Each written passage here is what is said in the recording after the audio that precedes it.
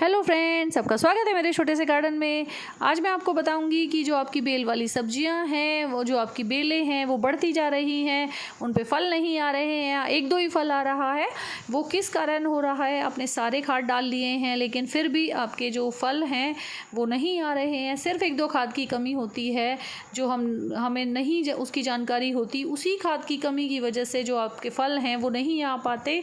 आपने vermi compost, kitchen compost, नीम खली और भी सीवीड्स वगैरह सब डाल लिए हैं, मिट्टी में मिला लिए हैं। मिट्टी की गुड़ाई भी आप अच्छे से करते हैं और जो घास है वो भी आपने मिट्टी से निकाल ली है। इतनी मेहनत करने के बाद भी आपकी बेल पर ज़्यादा फल नहीं आ रहे हैं, ज़्यादा तोरी नहीं आ रही है। तो कुछ जो खाद ऐसे होते हैं जिसके बारे में हमें पता नहीं होता और उसकी कमी की वजह से हमारी जो बेलें हैं उन पर ज़्यादा फल नहीं लगते, फूल नहीं आते, या पीले होकर फूल जो हमारे हैं वो झड़ जाते हैं। तो उन खाद की कमी की वजह से ये सब होता है। तो इसीलिए हमें वो खाद भी बहुत ज़रूरी होते हैं। सब कुछ करने के बाद भी जो एक खाद की कमी हमारी अगर मिट्टी में रह जाए तो हमारा जो बेल है वो ख़राब हो जाती है, क्योंकि उस पर ज़्यादा फल नहीं लगते। इसीलिए जो ये खाद मैं आज आपको बताऊँ, इनके डालते ही आपकी बेल पर बहुत ज़्यादा फल आएंगे, बहुत ज़्यादा तोरी आएंगी। आप देख सकते हैं मेरी बेल पर काफ़ी बड़ी बड़ी तोरी आई हुई हैं, बहुत ज़्यादा तोरी आई हुई हैं और हर ब्रांच पर जो तोरी हैं वो बनी हुई है। और मैं खाद के साथ साथ आपको कुछ ऐसी ट्रिक भी बताऊंगी जो काम आपको करने ज़रूरी हैं, जिससे जो प्लांट की एनर्जी सेव होती है और जिन काम को करके हमारे जो फल हैं उसका साइज़ भी हम बढ़ा ले सकते हैं। उन खाद के साथ साथ कुछ काम भी हमें करने पड़ते हैं। तो आप देख सकते हैं कितनी बड़ी बड़ी तोरी आई हुई हैं, कितने बड़े बड़े इनके साइज़ हैं और चारों तरफ तोरी आई हुई हैं। तो अभी मैं आपको दिखाऊंगी थोड़ी देर में पूरी अपनी बेल पर कितनी ज़्यादा तोरी लगी हुई हैं। तो टाइम टाइम पर मैं अपनी जो बेल है उसके पत्ते भी चेक करती रहती हूँ कि इसमें कोई कीड़ा तो नहीं लगा है। और अब मैं आपको अपने जो खाद के बारे में बताती हूँ। ये है humic acid. Humic acid plant के लिए बहुत ज़रूरी होता है। ये मार्केट से लिया हुआ है लेकिन आप इसे घर में भी बना सकते हैं आसानी से। जब हम ऑर्गेनिक गार्डनिंग करते हैं तो हमारे पास ये भी होना चाहिए, क्योंकि कई बार टाइम नहीं मिलता है और हम घर में ह्यूमिक एसिड नहीं बना पाते हैं। तो इसके लिए हमें बाज़ार से भी ये ला के रखना चाहिए।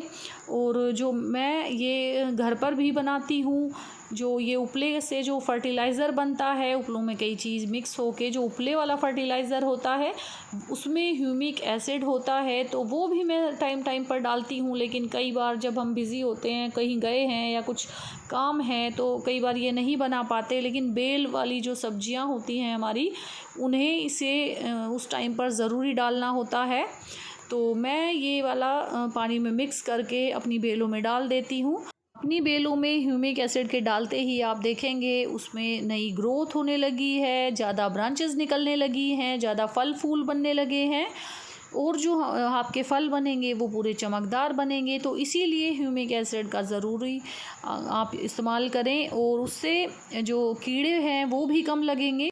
इसके बाद पोटाश की बहुत ज़रूरी होता है अपने प्लांट में देना। केले जो होते हैं उनमें पोटाश भरपूर मात्रा में होती है, उन्हें भिगोकर भी एक फर्टिलाइज़र बनता है।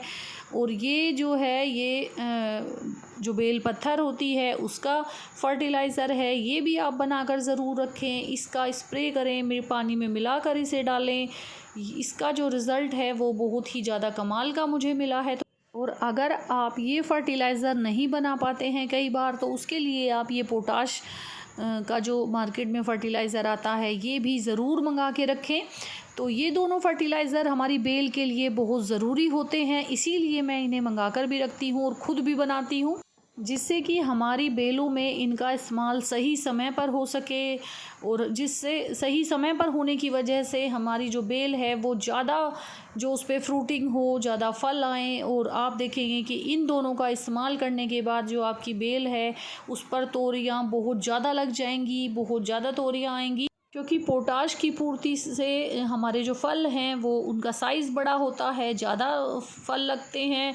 और अगर पोटाश की कमी हमारी मिट्टी में है तो हमारे जो फल हैं वो बिल्कुल भी बेल पर नहीं लगेंगे। बेल की ग्रोथ बड़ी हो जाएगी, ज़्यादा ग्रोथ हो जाएगी, फुटाव भी हो जाएगा, लेकिन उसके जो फल हैं वो ज़्यादा नहीं लगेंगे। इसीलिए सही टाइम पर पोटाश का डालना बहुत ज़रूरी है। जब आपकी बेल पर फूल आने लगें तब आपको क्या करना है, हर 10 दिन में पोटाश युक्त फर्टिलाइज़र अपनी मिट्टी में ज़रूर डालें। और आप देख सकते हैं मेरी बेल पर काफ़ी तोरी लगी हुई हैं, तो इसी तरह से मेरी बेल पर तोरियाँ लगती रहती हैं और अभी काफ़ी सारी तोरी लगी हुई हैं।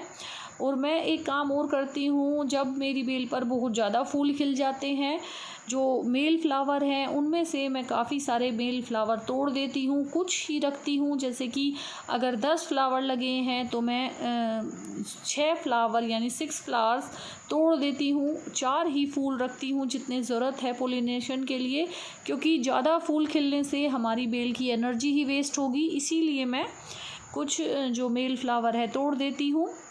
उसके बाद आपको क्या करना है कि जो आपकी बेल है उस पर पीले जो पत्ते हो रहे हैं उन्हें खुद ही आप हटा दें, क्योंकि उन्हें हटाने में बेल की एनर्जी वेस्ट होगी। और अगर आप उन पत्तों को खुद हटा देंगे तो उसकी एनर्जी सेव होगी और वो जो एनर्जी है वो फल का साइज़ बढ़ाने में लगेगी और आपको अच्छे साइज़ के फल मिलेंगे, ज़्यादा फल मिलेंगे। इसीलिए आप ये 2 काम ज़रूर करें। और अगर आपको मेरी वीडियो अच्छी लगी हो तो मेरे चैनल को सब्सक्राइब करें, मेरी वीडियो को लाइक करें। Thanks for watching.